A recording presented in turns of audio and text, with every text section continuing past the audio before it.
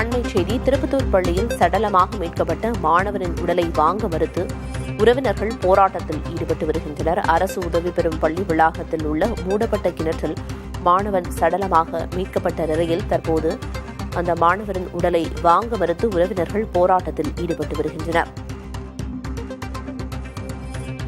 திருப்பத்தூர் பள்ளியில் சடலமாக மீட்கப்பட்ட மாணவரின் உடலை வாங்க மறுத்து உறவினர்கள் போராட்டத்தில் ஈடுபட்டு வருகின்றனர்.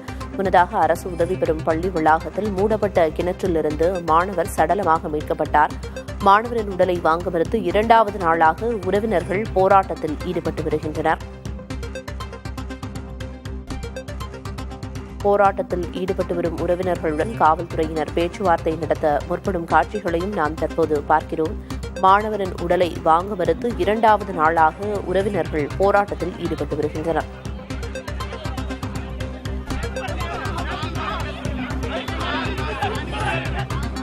திருப்பத்தூரில் அரசு உதவி பெறும் பள்ளியின் வளாகத்தில் மூடப்பட்ட கிணற்றிலிருந்து மாணவன் சடலமாக மீட்கப்பட்டார். 2 நாட்களுக்கு முன்னதாக அதற்கும் முன்னதாக மாணவர் காணாமல் போய் தேடப்பட்டு வந்த நிலையில் மாணவர் மூடப்பட்ட கிணற்றிலிருந்து சடலமாக மீட்கப்பட்ட நிலையில் மாணவரின் உடலை வாங்க மறுத்து உறவினர்கள் தொடர்ந்து இரண்டாவது நாளாக போராட்டத்தில் ஈடுபட்டு வருகின்றனர்.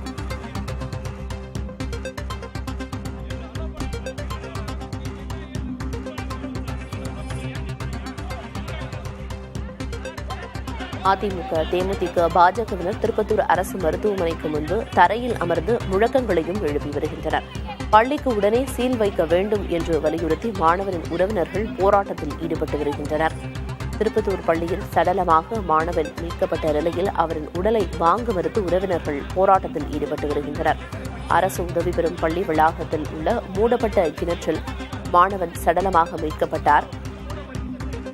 இந்நிலையில் தற்போது அந்த சம்பந்தப்பட்ட பள்ளிக்கு சீல் வைத்து பூட்டு போட கோரி உறவினர்கள் போராட்டத்தில் ஈடுபட்டு வருகின்றனர். அதிமுக, தேமுதிக, பாஜகவினர் உள்ளிட்டோரும் தரையில் அமர்ந்து முழக்கங்களை எழுப்பி வருகின்றனர். பள்ளிக்கு உடனே சீல் வைக்க வேண்டும் என்பன உள்ளிட்ட கோரிக்கைகளை வலியுறுத்தி உறவினர்கள் போராட்டத்தில் ஈடுபட்டு வருகின்றனர். மாணவனின் உடலை வாங்க மறுத்து இரண்டாவது நாளாக தொடர்ந்து உறவினர்கள் போராட்டத்தில் ஈடுபட்டு வருகின்றனர். காவல்துறையினர் போராடி வரும் உறவினர்களோடு பேச்சுவார்த்தையில் ஈடுபட முயன்ற நிலையில் அங்கு தள்ளுமுள்ளு ஏற்பட்டிருக்கிறது. அந்த காட்சிகளையும் நாம் தற்போது திரையில் பார்க்கிறோம்.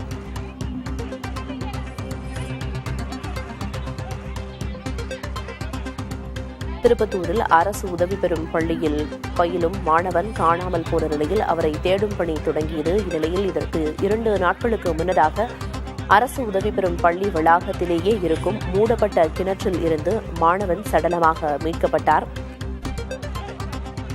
மாணவரின் சடலம் மீட்கப்பட்டு 2வது நாளாகும் நிலையில் தொடர்ந்து 2வது நாளாக உடலை வாங்க மறுத்து உறவினர்கள் போராட்டத்தில் ஈடுபட்டு வருகின்றனர்.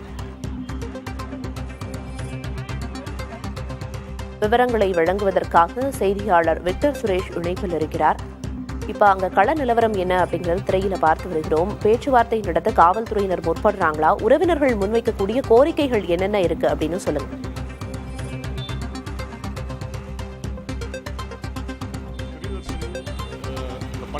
11ஆம் வகுப்பு மாணவன் முகிலன் அந்த பள்ளி வளாகத்தில் உள்ள கிணற்றிலேயே சடலமாக மீட்கப்பட்டார். நேற்று காலை மீட்கப்பட்டதை தொடர்ந்து அவரது உடல் பிரேத பரிசோதனை செய்யப்பட்டது. அதைத் தொடர்ந்து அவரது உடலை வாங்க அவரது உறவினர்கள் மற்றும் பெற்றோர்கள் மறுத்து வருகின்றனர். இதன் காரணமாக அவர்கள் கூறுவது உடனடியாக பள்ளி நிர்வாகத்தின் முக்கியமாக பொறுப்பானவர்களை கைது செய்ய வேண்டும் மற்றும் பள்ளிக்கு சீல் வைக்க வேண்டும் என்று 2 கோரிக்கைகளை வலியுறுத்தி நேற்று முதல் பல்வேறு போராட்டங்களை நடத்தி வருகின்றனர். பிரியதர்ஷினி, தற்பொழுது 2வது நாளாக திருப்பத்தூர் அரசு மருத்துவமனை முன்பாக தரையில் அமர்ந்து போராட்டத்தில் ஈடுபடுகின்றனர். இதுகுறித்து இறந்த மாணவனின் சகோதரி நம்மிடையே இருக்கிறார். அவரிடம் சார், என்னோட தம்பியை வெள்ளிக்கிழமை 1ஆம் தேதி காணோன்னு சொல்லிட்டு எங்களுக்கு ஃபோன் பண்ணாங்க. நாங்கள் அதுக்குள்ள அவங்க 1:40க்கு ஃபோன் பண்றாங்க. நாங்க 2:30க்குள்ள வந்துட்டோம். எங்க அக்கா இங்க தான் ஒர்க் பண்றா, அவ எங்களுக்கு முன்னே வந்துட்டா. எல்லாம் என்ன சொல்றாங்க, உங்க பையன் என்ன சொன்னாங்கன்னா போன்ல, உங்க பையன் வீட்டுக்கு வந்திருக்கானான்னு கேட்டாங்க. எங்க அம்மா வந்து அப்படி இல்லையே, ஹாஸ்டல்ல இருக்கிறவன் எப்படி வருவான் அப்படின்னு கேட்டதுக்கு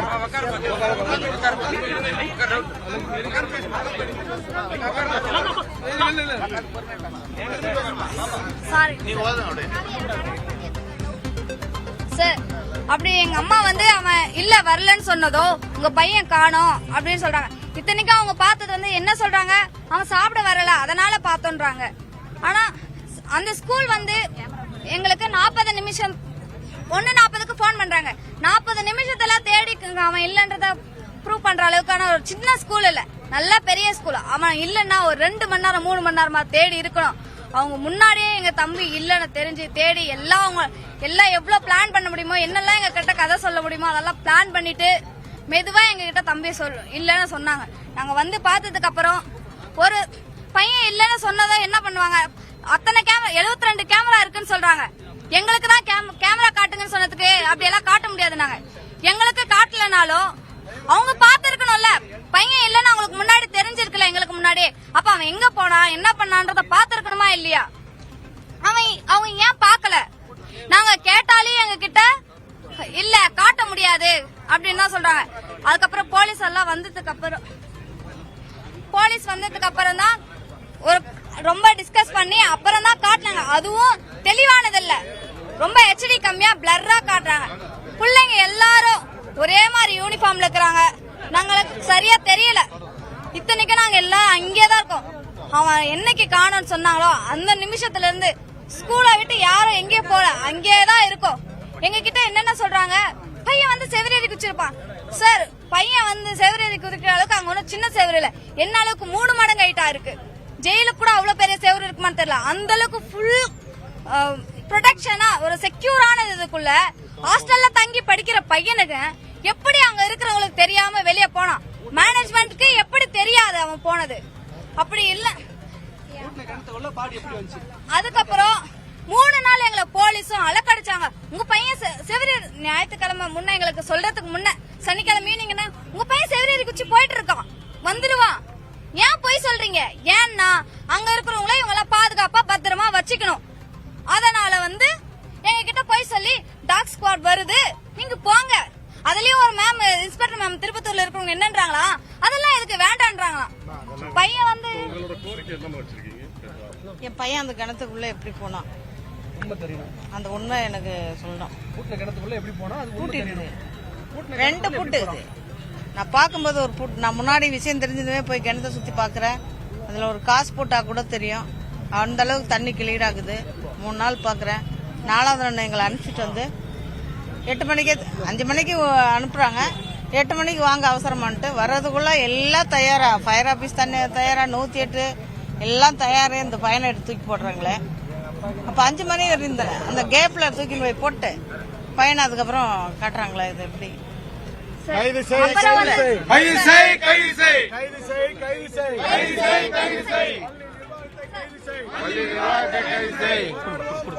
பள்ளி வளாகத்தில் உள்ள பூட்டப்பட்ட கிணற்றில் இருந்து பள்ளி மாணவர் சடலமாக மீட்கப்பட்டிருக்கும் நிலையில் பல்வேறு கோரிக்கைகளை உறவினர்கள் முன்வைத்து போராட்டத்தில் ஈடுபட்டு வருகின்றனர். பள்ளி நிர்வாகத்தின் மீதும் பல்வேறு குற்றச்சாட்டுகளை வைத்த காட்சிகளையும் பார்த்தோம்.